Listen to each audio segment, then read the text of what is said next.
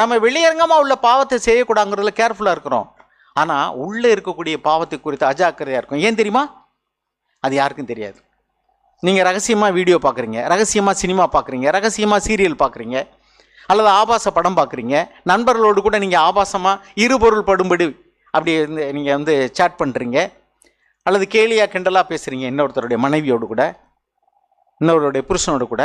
ஏன்? ஏன்னா அதெல்லாம் வெளியில் யாரும் சீரியஸாக எடுத்துக்க மாட்டாங்க. இதுதான் பாவத்தின் வஞ்சனை.